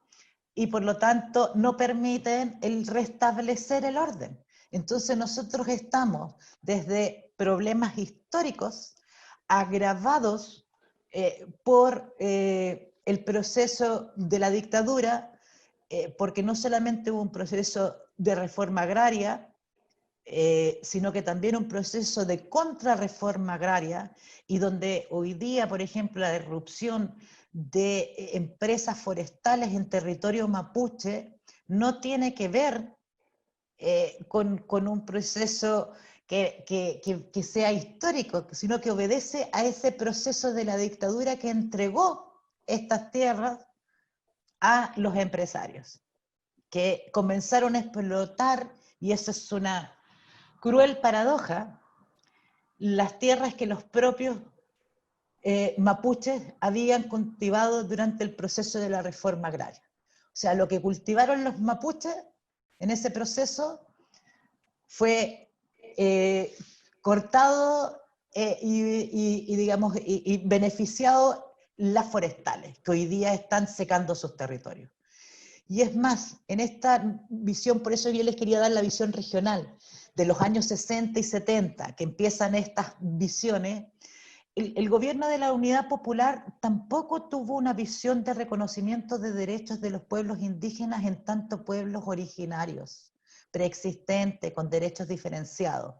Los pueblos indígenas fueron involucrados en el proceso de reforma agraria de la misma manera que la población rural.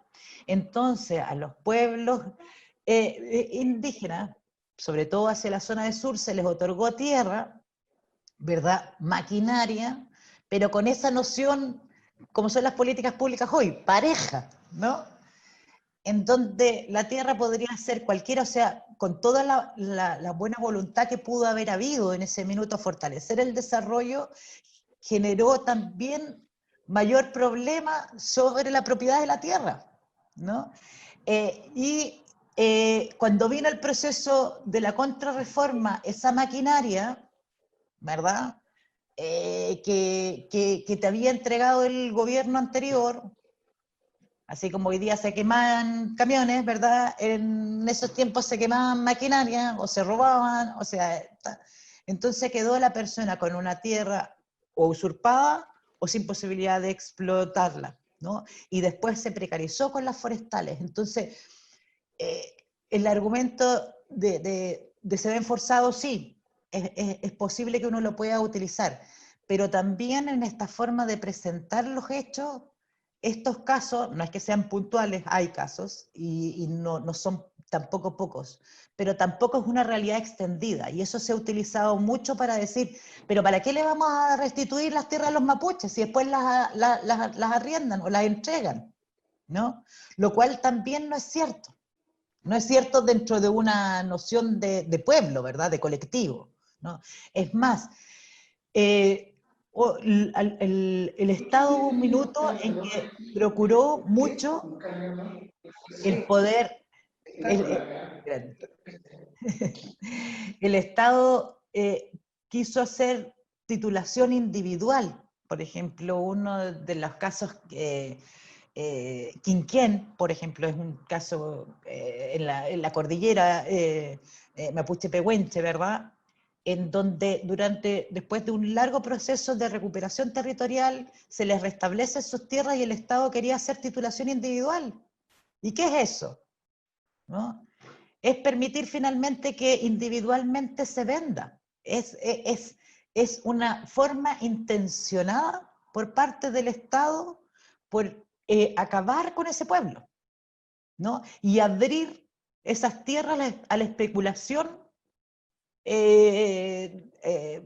digamos, inmobiliaria, territorial, digamos, que quede en otras manos, ¿no?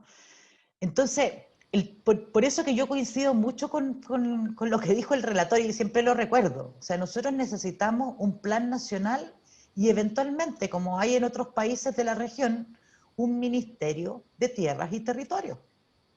El tema de la tierra y territorio es central en América Latina, porque allí están los recursos, allí está el desarrollo, allí está el autogobierno, allí está todo, ¿no?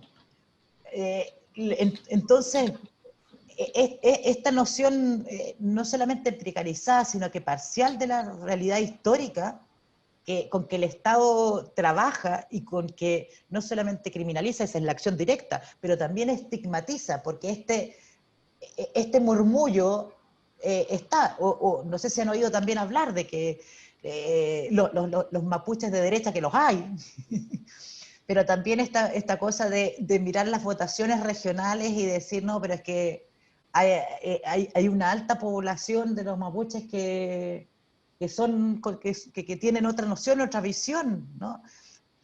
Yo no digo que no haya realidad, cualquier situación extendida tiene vicios de realidad, pero también tiene vicios de mucha manipulación, ¿no?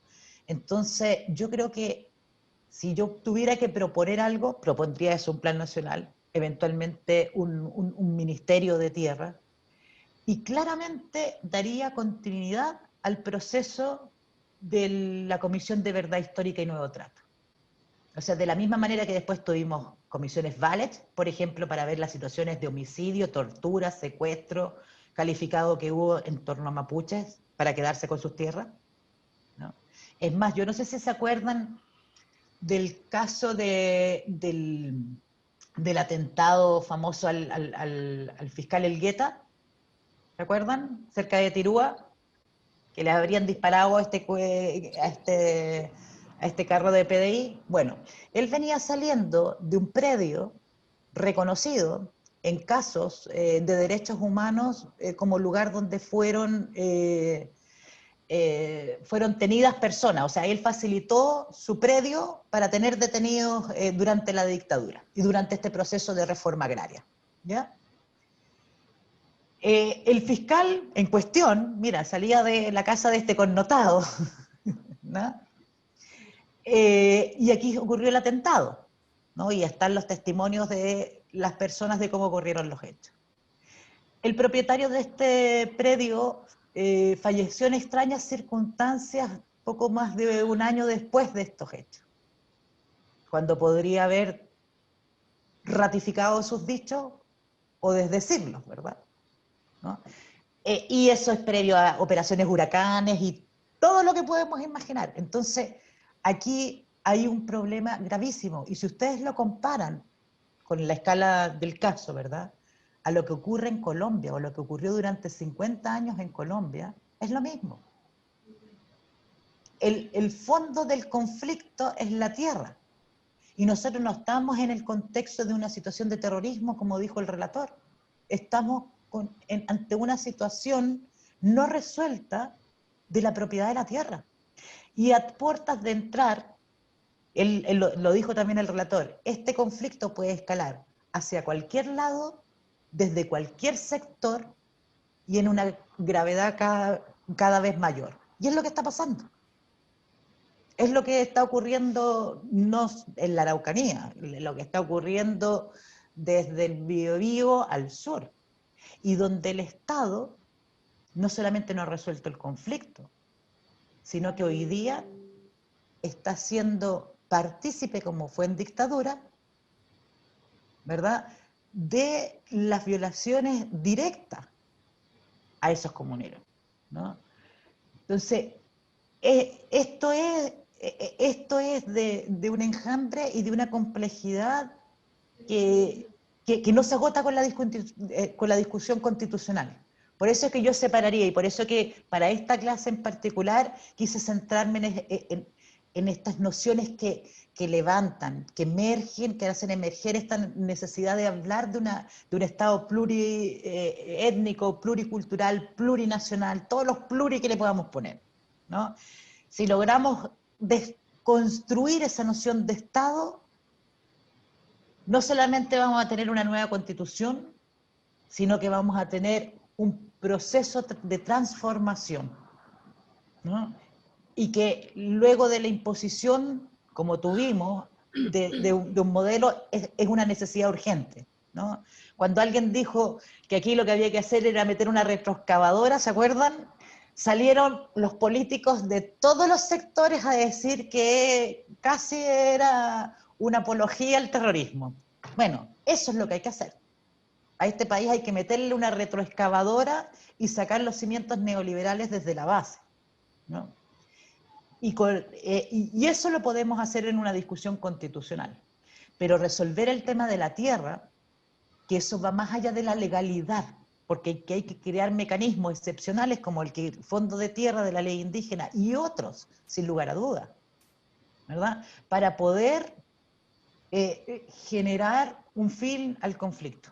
Y lamentablemente hoy día este conflicto escaló a situaciones que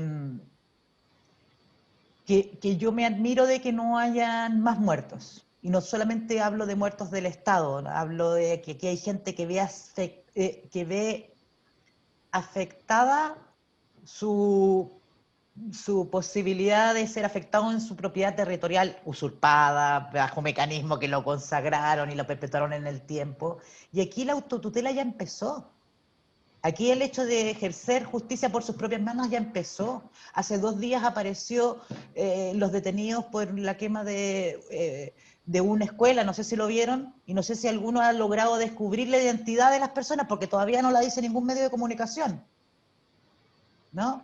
Entonces, aquí tenemos comandos asticianos, aquí tenemos un Chile que alguien dijo algo muy cierto, resolver la situación en el conflicto étnico entre el Estado chileno y el pueblo mapuche es una garantía de poder avanzar en resolver los problemas estructurales que Chile tiene, ¿no? Nosotros no vamos a sacar nada con construir una nueva constitución si no hacemos frente a esto otro, ¿no? Nosotros tenemos una noción equivocada de terrorismo, ya ahora volvimos a la Ley de Seguridad Interior del Estado.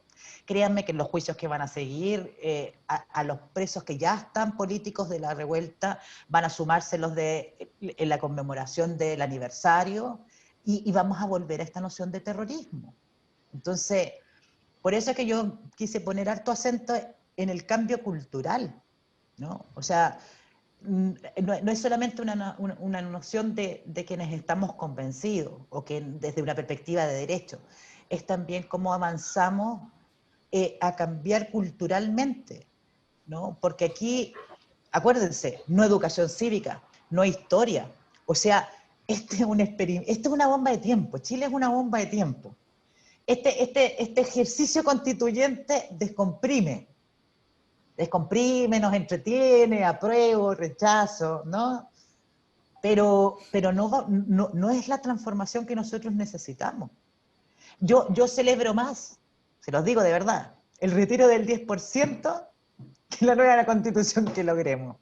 Para mí esa es una desconstrucción del modelo mucho mayor que la que podemos a lo mejor alcanzar con una constitución. Ahora, el proceso mismo, el ejercicio del diálogo, de la conversación, de la disputa, del debate, de las discusiones que se van a dar en torno, sí vamos a sacar una secuela conveniente de ello, ¿no? Vamos a sacar un aprendizaje democrático y vamos a sacar información muchísima, ¿no? Pero la Constitución es la primera. Yo les digo una sola cosa. Hay 114 leyes orgánicas constitucionales. 114. ¿Ya? Entonces, la Constitución es la cabeza del pulpo, pero los tentáculos nos van a seguir estrangulando por décadas si nosotros no logramos meter esa retroexcavadora y desconstruir la noción de Estado, pero también la noción de desarrollo, la propiedad del agua. O sea, quisiéramos tener un gobierno distinto, ¿no? Tú mencionabas a Bolivia. Bolivia arrancó bien, arrancó recuperando el gas, haciendo diferentes cosas, aunque luego también tuvo problemas, pensemos en el TIMNIS y otros, ¿no? O sea, las leyes, incluso con rango constitucional, no garantizan el proceso de transformación. Las verdaderas revoluciones y las verdaderas transformaciones los hacen los cambios culturales. Y este país lo que requiere es un cambio cultural, democrático, social, político y económico, ¿no? O sea, es una reingeniería mayor, ¿no? Ahora, que los pueblos indígenas nos pueden dar la forma de atacar al centro de ese Estado, sí, con la noción de plurinacionalidad, con la noción de desconstruir el Estado, de atentar contra esa visión de la chilenidad, del nacionalismo, ¿no? De que somos solo uno y de que somos lo máximo, ¿no? Además. Entonces, eso roto, podemos empezar a pensar en quitarle el agua. Yo les digo otra cosa, por eso les digo lo del 10%. Nos convencieron de que este modelo es inamovible, ¿verdad? Que los